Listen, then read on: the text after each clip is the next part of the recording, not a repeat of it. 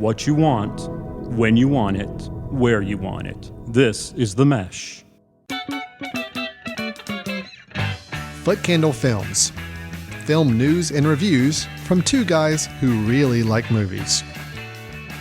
This episode is brought to you by the Footcandle Film Society. For a schedule of upcoming screenings and membership information, visit the Society's website at www.footcandle.org.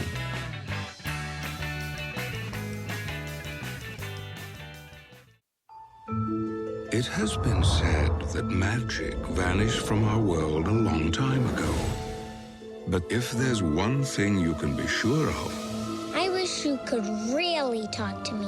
it's that nothing is more powerful than a young boy's wish. Seth MacFarlane has been given the reins to Hollywood and he's made a movie. I don't know really why, but he's made a movie about a talking teddy bear called Ted.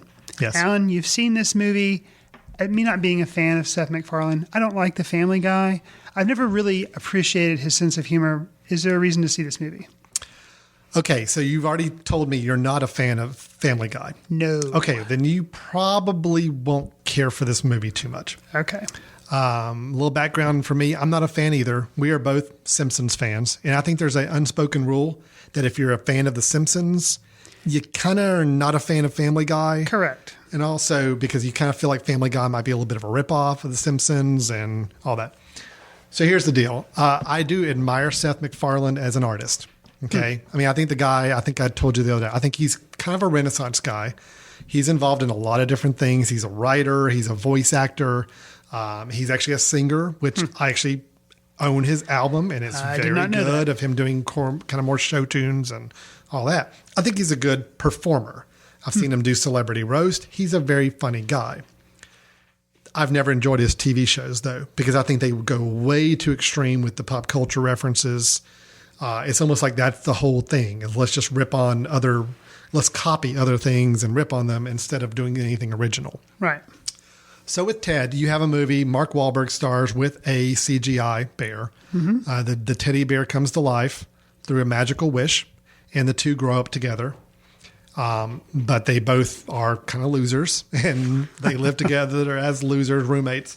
And it turns into a situation when Mark Wahlberg's main character is wanting to get engaged. And obviously the girl he's planning on marrying not always is appreciative of there being a very foul-mouthed, sully little teddy bear following them around everywhere they go. Nice. So that's basically the setup for the movie. Okay.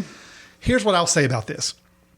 If they were to take this film and make a reverse director's edit of it, and where the director's edit, you normally have a much longer version, all the stuff the director wanted to keep in there. Mm-hmm. I would have the reverse. I would make a version where the only scenes you saw were the ones where the bear and Mark Wahlberg are talking. Cut it down to about 25 minutes, cut out the entire rest of the movie. I would pay $6 or $7 to go watch that 20, 25 minutes because it's hysterical. Unfortunately, there's another hour around it that is a very formulaic, very predictable, and very unfunny story behind it. Wow. The scenes where they really hit their comic mark, it's hilarious. There are some extremely vulgar scenes. There are some extremely shocking scenes. But then it's almost like those get injected and then you're back to the normal story, and the story's pretty boring and very predictable. You know what's going to happen. You know every single note that's going to happen in this movie. And then if 10 minutes later, there'll be another shocking scene. That's really funny. And then you got to sit through the rest of the movie to get to the next shocking scene. That's the whole deal with this movie. You not being a Family Guy fan, there would be some parts of this movie where you may actually get up and walk out because there are a couple of scenes. One in particular I'm going to rat out that I just thought was very unfunny and the most like a Family Guy episode of anything. Okay. Where it's basically let's rip on some pop culture reference, some old movie, some old TV show. But instead of making it funny, all we're going to do is just duplicate it. And there's a scene where Mark Wahlberg and his fiance are trying to remember the first night they met.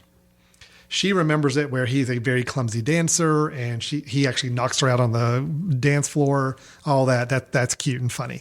Then he goes and does his recollection.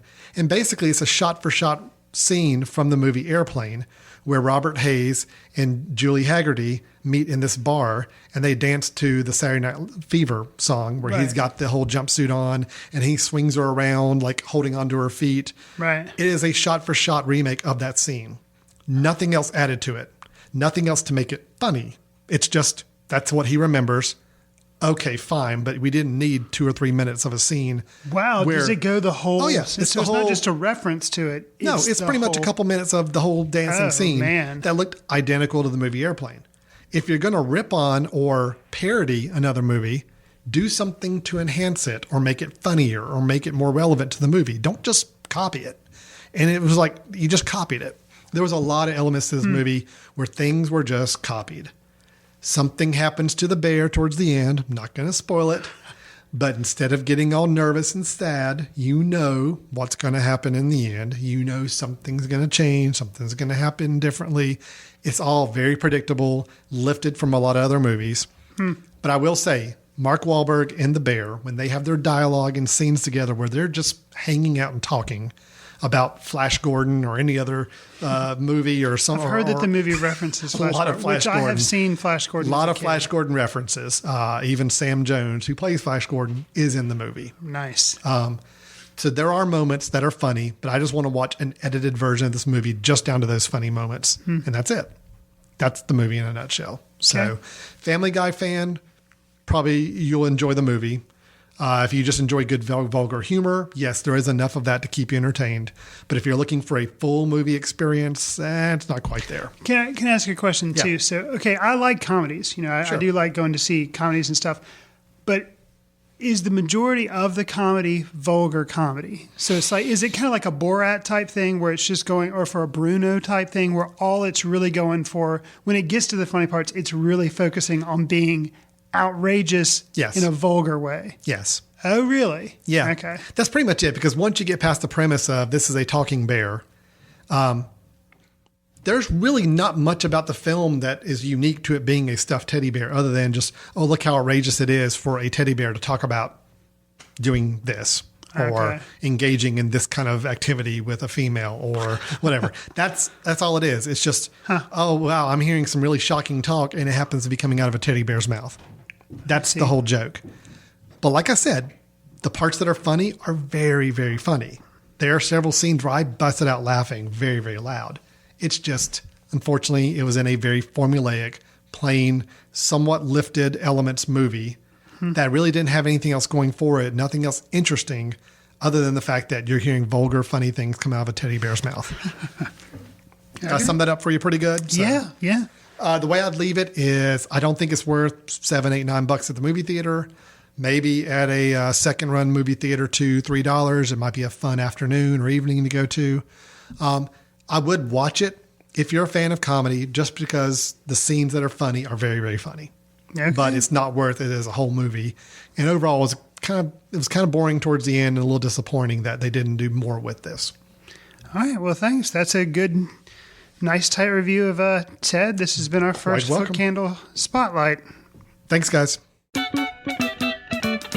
Watch films in the company of like-minded people in the dark. Watch films in the underground. We won't let anyone know where you are. The films that don't make it to Carmike at the mall, or ones that were famous when Grandpa would watch films out of the reverence of the heritage of an art. Watch films through the courtesy of Footcandle Film Society. Special thanks to Carpal Tuller for the show theme music.